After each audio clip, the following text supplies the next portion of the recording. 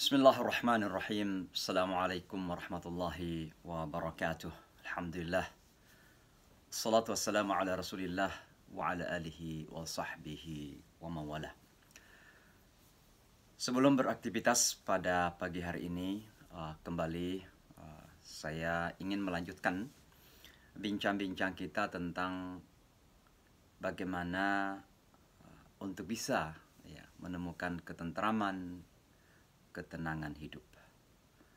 Sekali lagi, ini bukan sesuatu yang mudah diucapkan, tapi tidak mudah untuk bisa diperlakukan dalam kehidupan.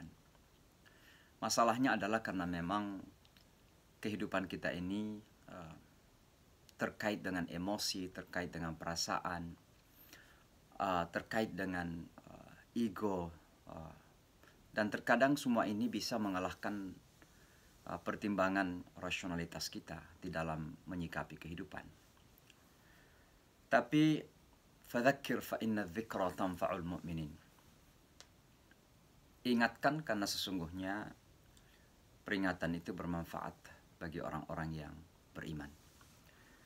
Dan karenanya pada pertemuan yang lalu, dan ini adalah seri yang ke-5, kita telah menyebutkan pentingnya untuk kita membuka dada kita, melebarkan hati kita, membesarkan hati kita di dalam menyikapi setiap peristiwa-peristiwa yang terjadi dalam hidup. Mungkin dalam bahasa yang sederhana adalah kita plong saja, easy going man, kata orang sini, kata orang Amerika. Setiap hal yang terjadi, biarlah berlalu begitu saja.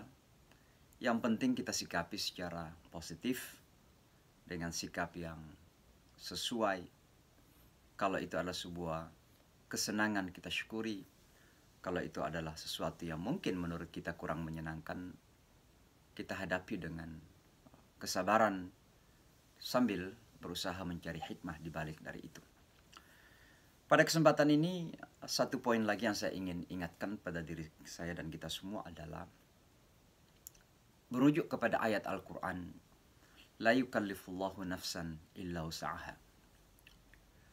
Bahwa Allah sebagai pencipta kita, pencipta langit dan bumi dan segala yang ada di antara keduanya, itu memang sudah tahu kapasitas kita semua.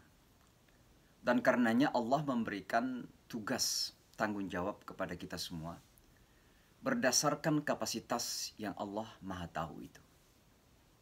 Tentu kalau ini kita tarik dalam kehidupan kita sendiri, demi ketenangan, demi kedamaian, demi ketentraman hidup kita sendiri, maka penting untuk kita senantiasa belajar tentang batas kemampuan atau batas kapasitas yang ada pada kita. Jangan sampai kemudian ego kita, keinginan kita, hawa nafsu kita melebihi dari kapasitas yang ada pada kita. Dan pada setiap manusia itu ada kapasitas yang sudah diberikan masing-masing. Kalau dalam istilah Al-Quran barangkali, qul kullun ya'malu ala syakilati. Katakan bahwa setiap manusia hendaknya berkarya, berinovasi sesuai dengan skillnya. Dan kata skill ini artinya sesuai dengan kapasitas, sesuai kemampuan yang ada. Jadi jangan kemudian ketika melihat seseorang menjadi politisi, lalu kita yang kapasitasnya adalah seorang artis misalnya, atau seorang businessman misalnya, atau seorang pekerja agama, apakah itu ustadz, kiai, pendeta, pastor, yang sesungguhnya tidak memiliki kapasitas, lalu kita paksakan.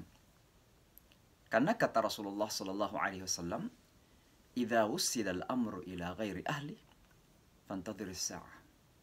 Kalau sebuah urusan itu diberikan kepada seseorang yang tidak pada kapasitas yang tepat, maka tunggu kehancurannya. Bukan berarti ustadz, bukan berarti kiai, bukan berarti para artis tidak boleh menjadi politisi misalnya. Tapi merujuk kepada kapasitas saja. Kalau memang punya kapasitas itu, silahkan, alhamdulillah.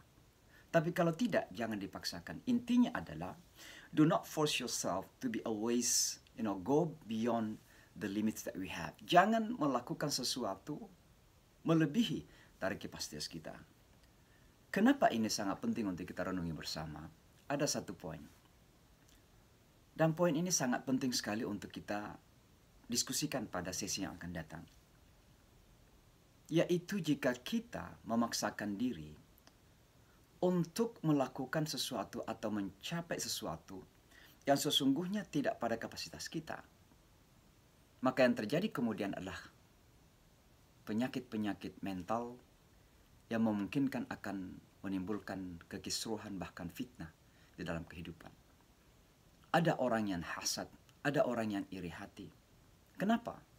Karena sesungguhnya memaksakan sesuatu yang tidak pada kapasitasnya.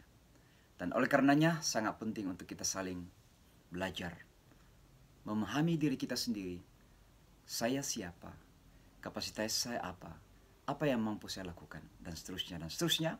Hanya dengan memahami seperti inilah kita akan memiliki kehidupan yang tentram, yang damai, yang tidak perlu akan merasa sakit ketika ada orang lain yang mencapai sesuatu yang mungkin saja bukan kapasitas kita. Saya kira demikian, sekedar bahan renungan untuk kita semua pada hari ini. Wassalamualaikum warahmatullahi wabarakatuh.